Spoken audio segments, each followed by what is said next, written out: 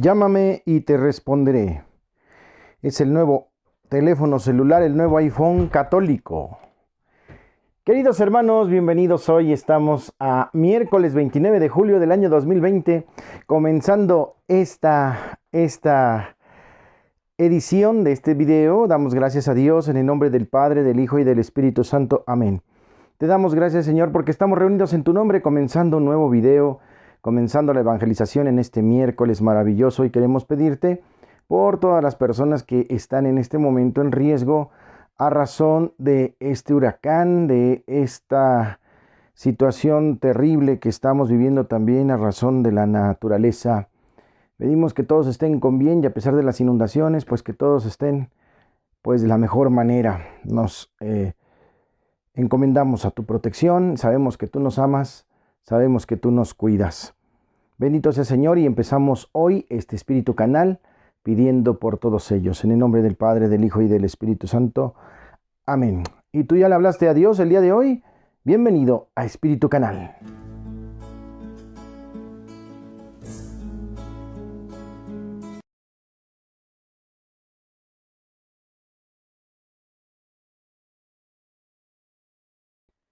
Lectura del Santo Evangelio según San Lucas. En aquel tiempo entró Jesús en un poblado y una mujer llamada Marta lo recibió en su casa. Ella tenía una hermana llamada María, la cual se sentó a los pies de Jesús y se puso a escuchar su palabra. Marta, entre tanto, se afanaba en diversos quehaceres, hasta que, acercándose a Jesús, le dijo: Señor, ¿no te has dado cuenta de que mi hermana me ha dejado sola con todo el quehacer? Dile que me ayude. El Señor le respondió: Marta, Marta, muchas cosas te preocupan y te inquietan, siendo así que una sola es necesaria. María escogió la mejor parte y nadie se la quitará. Palabra del Señor.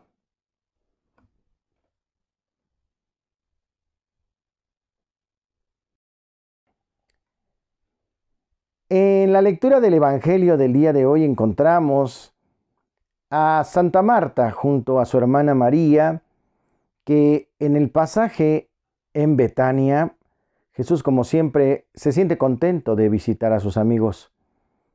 Casa de Marta, de María y de Lázaro, hermanos. Lázaro, un hombre santo que tuvo la posibilidad de recibir la resurrección de manos del mismo Señor Jesucristo. Pero bueno, la escena que estamos viendo hoy es un paralelismo entre lo que es la vida activa y la vida contemplativa. María se siente escuchar a Jesús, mientras que Marta se afana en los trabajos, la comida, la limpieza, para que el invitado se sienta de la mejor manera en el hogar, que de hecho a Jesús le encantaba estar ahí con ellos. Pero era tanto el trabajo y Marta se sintió sola y le dijo a Jesús: Jesús, mi hermana no me ha ayudado en nada, me ha dejado sola con todo el quehacer. ¿Por qué no le dices que me ayude? ¿Tú qué elegirías? ¿La vida contemplativa o la vida activa? ¿Cuál será la más importante? Sin duda, ambas son importantes. Pero Jesús dice: María escogió la mejor parte. Muchas veces nos afanamos en muchas cosas del Evangelio, trabajamos por evangelizar arduamente. Subimos, bajamos, corremos, escribimos, inventamos, hacemos proyectos pastorales. Pero ¿todo esto de qué sirve si no tienen a Cristo? Sorpréndanse. Por andar en las cosas de Cristo nos olvidamos de Cristo. Y entonces todo viene para abajo, no tiene ningún sentido. Cristo sin Cristo, bueno, en un mundo donde tenemos azúcar sin sacarina, leche sin lactosa, café sin cafeína y demás, un cristianismo sin Cristo. Sorpréndanse ustedes. ¿Qué es lo que nos está invitando a hacer el Señor? Es a pararle a nuestro carro, a detenernos en el trabajo y volvernos a sentar a Él, a escucharlo, a alimentarnos, a volver a su presencia, a volver a la contemplación. Qué importante es este aspecto, hermanos, alimentarnos de Cristo Jesús para poder proyectar en una vida activa con mayor fundamento.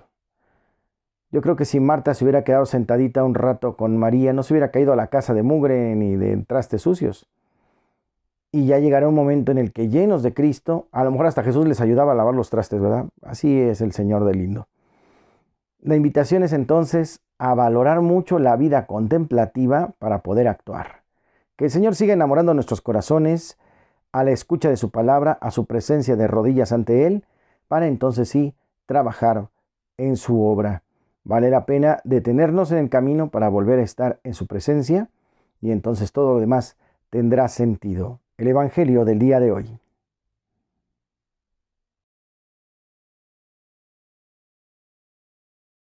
En el tema de hoy, queridos hermanos, continuamos la profundización del estudio de la Lectio Divina, la lectura orante que nos permite no solo leer por leer letras impresas en un papel, sino esas letras que son la palabra de Dios, se hacen vida en todos nosotros. El momento de hoy sería la segunda parte de la Lectio Divina, y la segunda parte se llama meditación. La vamos a encontrar en latín, meditatio. Se escribe meditatio. Meditatio o meditación. Cuando conocemos a través del acto del conocimiento, lo cambiamos y a la vez somos transformados por nuestros conocimientos, suscitando así una hermenéutica pletórica de significados.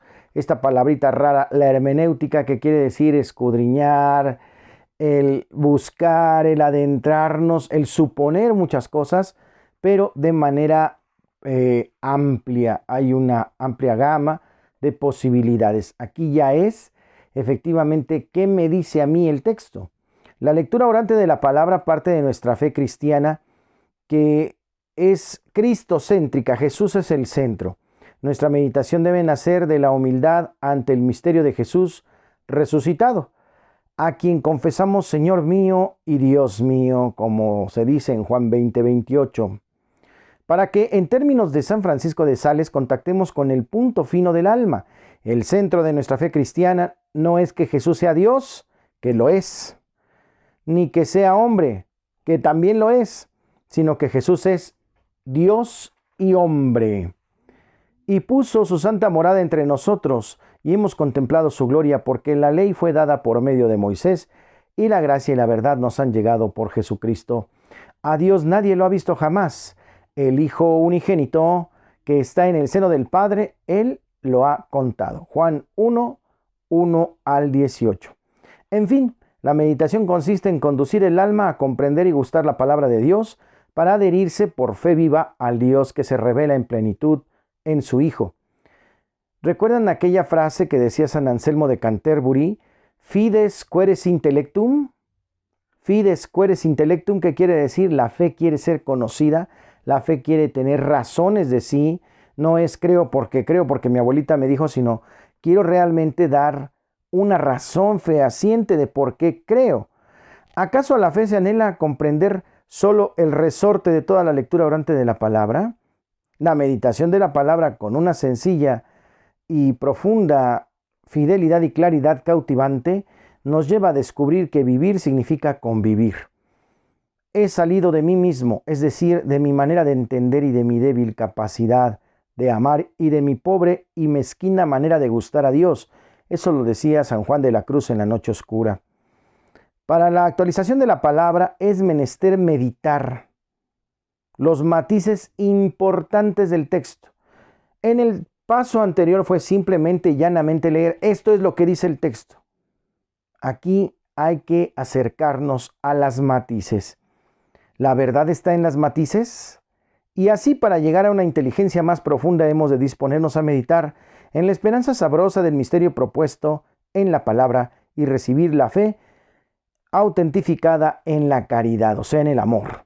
La meditación es una invitación a llevar lo escuchado en la oración y en el texto a mi propia vida. Intuyo la experiencia que ha tenido de Dios una persona no por el modo como habla Él, sino por cómo trata a sus hermanos. Cómo el Señor nos trata. Aquí entonces el segundo paso, la meditatio o meditación, responde a ¿qué me dice a mí el texto? Porque la palabra de Dios nos habla actualmente. Mucha gente dice, Padre, usted me lee el Facebook, me lee el correo electrónico porque todo lo que yo necesito escuchar usted lo está diciendo. No es que yo les lea el correo electrónico, sino que Dios nos habla a todos. La palabra es una espada de dos filos que mientras la lanza se te regresa, también te habla a ti mismo. algo te está diciendo. ¿Qué es lo que te dice el texto? Ahora sí, aquí vamos a meditar, ¿verdad? Una cosa es lo que dice el texto llanamente. Ahora, ¿qué me dice a mí el texto? ¿Qué me dice a mí? Bueno, pues a mí me está diciendo que tenga más cuidado en tal aspecto, que debo corregir tal situación, me está apapachando, me está dando un abrazo, me está jalando las orejas, me está pidiendo una forma de vida, me está pidiendo tener más atención a tal o cual circunstancia. La palabra nos habla y aquí depende obviamente de cada persona. La vida como las almas son diferentes y las personas son diferentes. Por lo tanto, a ti te dice algo, a mí me dice otra cosa quizá diferente y bueno, pues ese es el paso. El segundo paso entonces es meditatio, meditar. ¿Qué me dice la palabra? La primera parte fue ¿qué dice la palabra? Hoy es ¿qué me dice la palabra? Mañana el tercer paso de esta lección divina.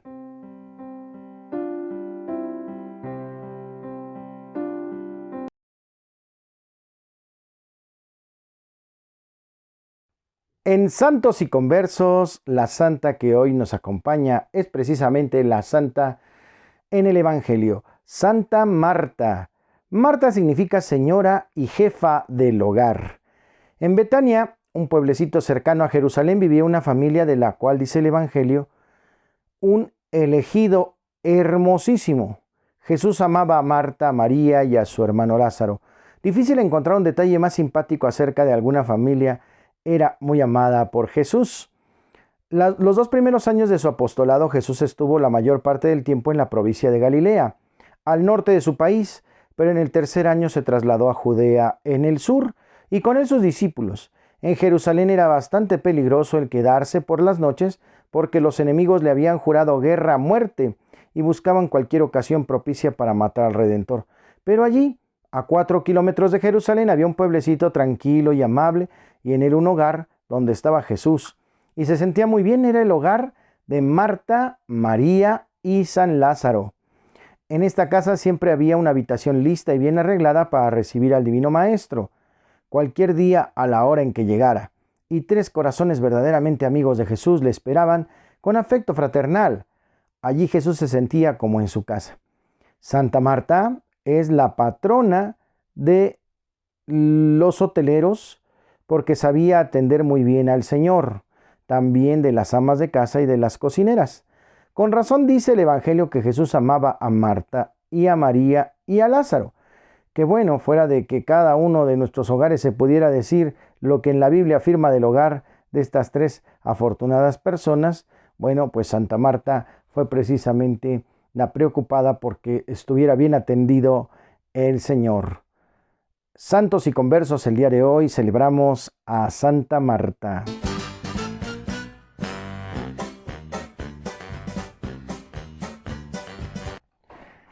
Y en el chiste del día de hoy, resulta que un laico le dice al sacerdote: Padre, yo le doy muchas gracias a Dios porque mi esposa me ha hecho creyente. Ya saben ustedes que en el matrimonio, tanto el esposo como la esposa tienen la grave e importante tarea de llevar a su cónyuge todos los días a Dios. Yo le doy gracias a mi esposa porque ella me hizo creyente. ¿Por qué dices que tu esposa te hizo creyente, hijo? Porque yo no creí en el infierno hasta que me casé con ella.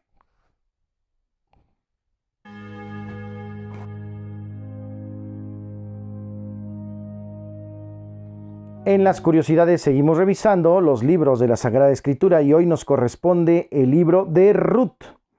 Cuando las personas se encierran en su pequeño círculo, se empobrecen y adoptan posturas defensivas frente a los que son diferentes a ellos. ¿Les suena lógico? ¿Les suena común? ¿Les parece que se parece a algo del mundo actual? La incomprensión termina ahogando la solidaridad. Ruth abre las puertas de Israel de par en par. Punto número 1. Ambientación histórica. Este librito fue escrito después del exilio, posiblemente en el siglo IV a.C. Bajo un ropaje antiguo, intenta responder a preocupaciones concretas de la época en que se escribe, y en concreto al problema de los momentos y problemas entre los matrimonios de los judíos y los extranjeros, que eran muy mal vistos en algunos sectores del judaísmo. Véase Esdras 9 o Nehemías 13. Punto número 2. Características literarias. El libro de Ruth es, a pesar de su brevedad, una de las obras maestras del arte narrativo hebreo. Su estructura literaria es muy sencilla: una introducción, una conclusión y en medio el cuerpo del libro, que consta de varios cuadros o escenas habitualmente enlazados entre sí. En esta parte central del libro se narran las peripecias de los protagonistas, dos mujeres del relato, Ruth y Noemí. Y punto número 3, diversas lecturas religiosas. La maestría narrativa de esta pequeña obra ejemplar hace que esté abierta a diferentes interpretaciones religiosas. Se considera una novela. De fondo, las principales y brevemente enunciadas son estas. El Señor es providente, no abandona al justo y lo recompensa por su fidelidad. La religión israelita tiene una decidida proyección universal. Los justos, aunque pertenecen a otros pueblos, gozan de la protección de Dios. En los sencillos se encuentran muchas veces los verdaderos valores de Israel: la piedad, la generosidad, la fidelidad y la solidaridad. Hoy en Curiosidades, el libro de Ruth.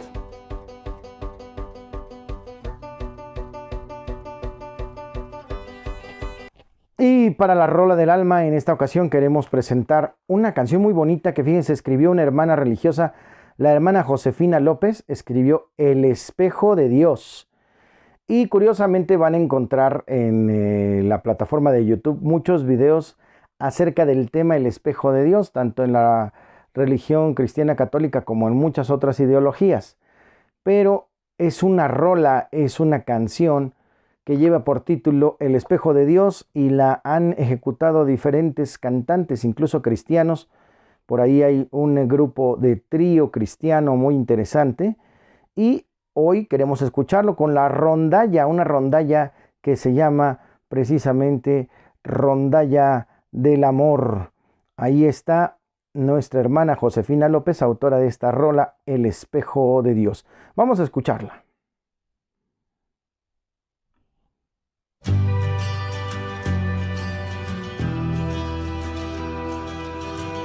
Y para la buena onda de hoy, pues ya hemos tenido la apertura de las parroquias y les quiero compartir mi experiencia. Pues muchos pensaríamos que la gente vendría con mucha hambre de Dios, pero no. Alabo el sentido de que han sido pocas las asistencias, en la cuestión de que debemos seguirnos cuidando. Porque con mucha sinceridad, gran parte de la población de nuestras parroquias son personas de la tercera edad y niños que van al catecismo. Por lo tanto, hemos pedido que este sector se guarde todavía en casa, que no cometa, pues, a veces abusos de estar en la calle o de salir a veces sin protección. Se ha hecho los equipos de recepción sanitaria y por el momento pues vamos caminando. También paulatinamente se irá abriendo la oficina y poco a poco se irá volviendo a la normalidad. Pues estamos en las manos del Señor. Él nos permita nuevamente reactivar sobre todo la pastoral, que nos preocupa mucho, el seguir predicando la palabra, la realidad de los grupos que están en la parroquia, qué situación va a ser de ahora en adelante, una situación nueva. Todavía no podemos reunirnos en grandes cantidades ni hacer una asamblea, pero poco a poco tener ese contacto para disponernos al servicio y al camino de la fe. Que el Señor nos permita seguir celebrando y seguir sirviendo en su nombre, llevar la palabra hasta los confines de la tierra. Es nuestra misión, es el mandato, es el imperativo de vayan y prediquen el evangelio a toda criatura. Que el Señor lo permita. Reciban la bendición del Señor. El Señor les guarde, les proteja y les bendiga. Haga resplandecer su rostro sobre ustedes y les conceda la paz. Que les bendiga siempre el Padre, el Hijo y el Espíritu Santo, y descienda sobre cada uno de ustedes y permanezca para siempre. Amén. Agradecemos que compartas este video, que le des like, que le piques también a la campanita para que sepas cuando subimos otro. Lo hacemos diariamente. Y por supuesto que esta herramienta evangelizadora se conozca un poquito más. Muchas gracias porque siguen en el continuo suscripción de cada uno de estos videos. Gracias por seguir invitando a otros a que se suscriban y ser parte todos de esta misma comunidad. Yo soy el Padre Jorge Arturo Moreno y les agradezco siempre estar aquí en Espíritu Canal.